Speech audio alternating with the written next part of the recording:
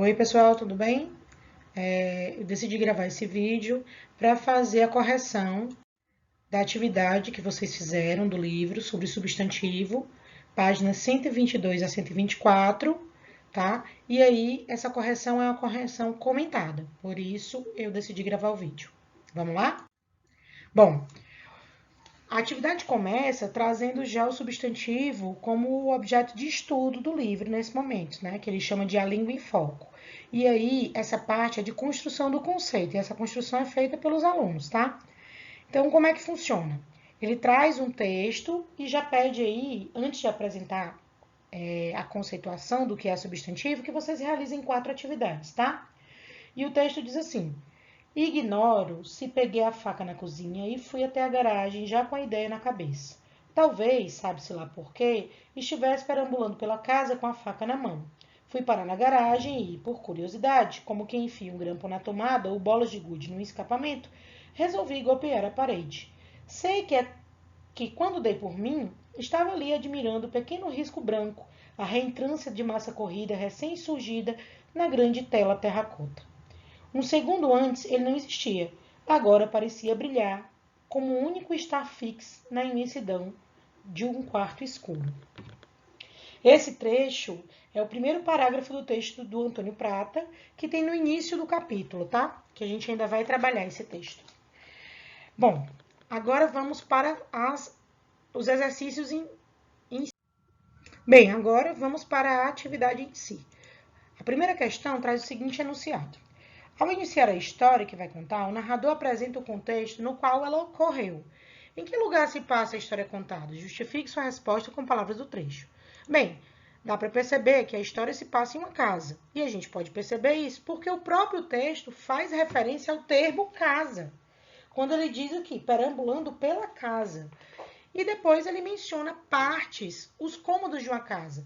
Como quando ele fala em cozinha, garagem e parede, tá?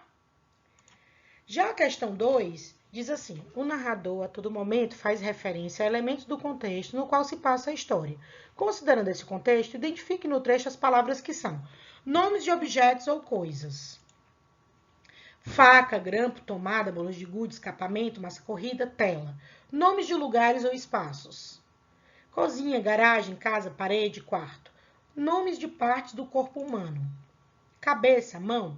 Nomes de sentimentos ou de processos mentais. Ideia, curiosidade. Nome de unidade de tempo. Segundo, nome próprio. Estar fixo. E aí a gente já percebe que, por ser o nome próprio, inicia com letra maiúscula.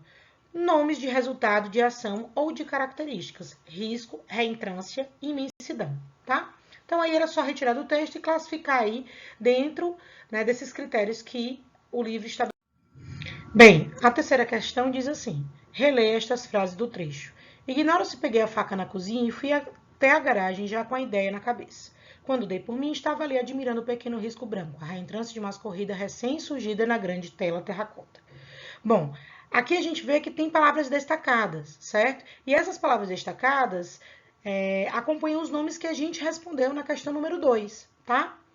Então, a gente percebe que o a e o na, né, circundando a palavra faca, que nós respondemos lá na questão número 2, o a aqui circundando, próximo aqui a palavra garagem.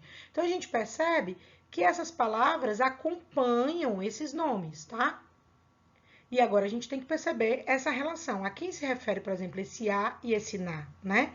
Então, vamos ver aqui a que eles se referem respectivamente, tá? Então, a qual nome cada palavra destacada nas frases faz referência, tá? Então, ó, o a se refere à faca, o na se refere à cozinha, o a se refere à garagem, esse azinho se refere à ideia e esse na se refere à cabeça. Já na segunda frase, a gente tem aqui, ó, o pequeno risco. Esse o não se refere a pequeno, tá? Pequeno também está se referindo a risco. Então, esse o se refere a risco, pequeno também se refere a risco e branco se refere a risco. Já esse azinho aqui se refere à reentrância. E esse recém-surgida, o que é recém-surgida? Também é a reentrância. A reentrância é recém-surgida, tá? Esse na se refere à tela, esse grande se refere à tela e terracota se refere também à tela. A letra B pede para você levantar hipóteses. Levante hipóteses. Qual característica desse tipo de palavra pode ser depreendida desses exemplos? E aí, a gente vê que essas palavras podem sempre ser acompanhadas por outras, ou seja, os substantivos são acompanhados por outras palavras que são chamadas de determinantes, tá? Determinantes do substantivo, as quais contribuem para especificar o sentido deles. Então, quando a gente tem assim, tela, terracota, risco, branco, esse branco e esse terracota estão dando características ao substantivo risco e ao substantivo terracota. Quando eu digo grande tela, esse grande, que é um adjetivo, também está dando uma característica aí à tela. Então, essas palavras, adjetivos, artigos, são chamados de determinantes do substantivo.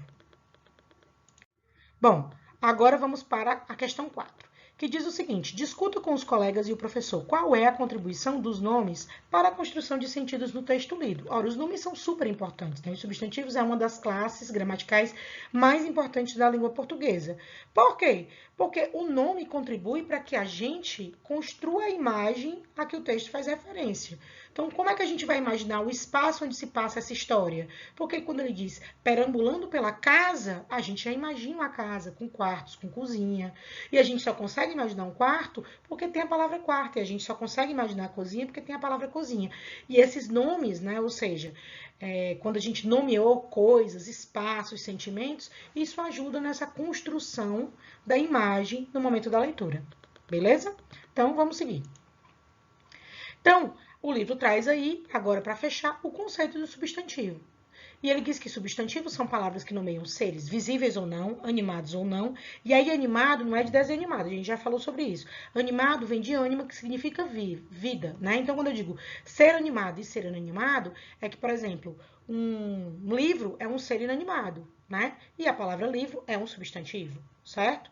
E um ser animado como um cachorro, que possui vida, tá? Então, é com relação a isso. Animado com relação a vivo, né, que tem vida ou não.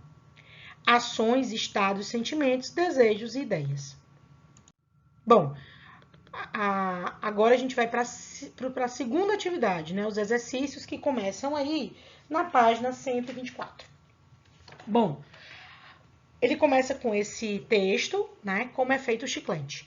Primeiro se faz uma mistura de vários tipos de borracha, que é chamada de goma base. Depois são incluídos resinas e óleos vegetais, que amaciam a massa, substâncias minerais que incorporam a mistura, e açúcar, corantes, aromas e ácidos que dão o sabor.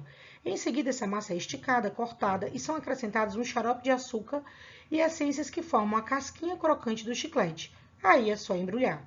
E esse texto foi tirado da revista Recreio, certo? Aí vem a primeira questão, que pede. Todo texto tem uma finalidade. A gente já discutiu sobre isso, né? Qual é a finalidade do texto que você acabou de ler? A. Informar como o chiclete é feito. B. Descrever as características do chiclete. C. Enumerar os produtos de que é feito o chiclete. D. Apresentar os ingredientes do chiclete. Bom, embora o texto traga os ingredientes, né, ou as características do chiclete, não fala, mas fala do que é que ele é feito, né? Aqui, a gente tem que entender que o objetivo desse texto é informar como o chiclete é feito, tá? A questão número 2 diz assim: quem produziu o texto para explicar a fabricação do chiclete mencionou o nome de vários ingredientes. Quais são eles? Borracha, goma base, resinas, óleos, substâncias, açúcar, corantes, aromas, ácidos, xarope e essências, tá? Já a letra B da segunda questão pede: as palavras correspondentes ao nome desses ingredientes pertencem à classe dos substantivos. Que outros substantivos há no texto? Né? Esses todos aqui são referentes aos ingredientes que compõem o chiclete, tá? Agora ela quer outros substantivos, né? A questão está pedindo outros substantivos que existem no texto. Chiclete, mistura, tipos, massa, sabor e casquinha. Questão 3. Escreva em seu caderno pelo menos 3 substantivos que nomeiam objetos usados pelos seguintes profissionais. Cozinheiro, e aqui são as minhas sugestões, tá, gente? Então, cozinheiro, colher, panela, faca, fogão. Jogador de futebol, bola, chuteira, camisa, calção. Pedreiro, pedra, areia, cimento, tijolo, colher de pedreiro. Modelo, sapato, vestido, brinco, saia, calça. Eu poderia colocar aqui máquina fotográfica, né?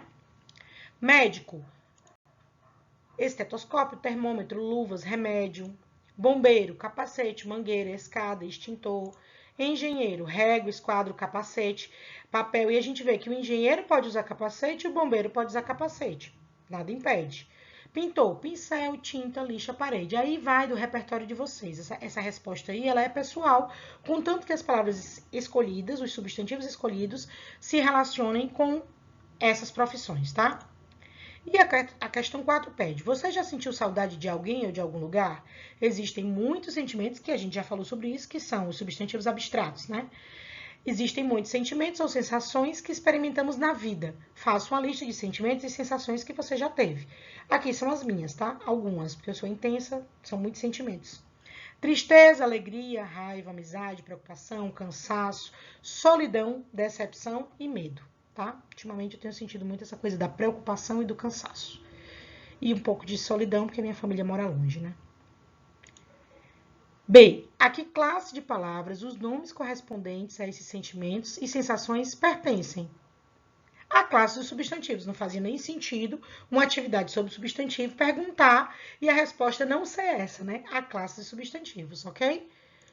Bom, é isso, segue aí a correção comentada das páginas 122 a 124. Quero lembrar que quem não colocou a frase ainda lá em postagens no canal de língua portuguesa, que faça isso, por favor. Boas férias. Não esqueçam que vocês vão ter que ler A Ilha do Tesouro, eu vou colocar em tarefas hoje. Mas boas férias, a saudade vai só aumentar. Vejo vocês em junho. Beijo.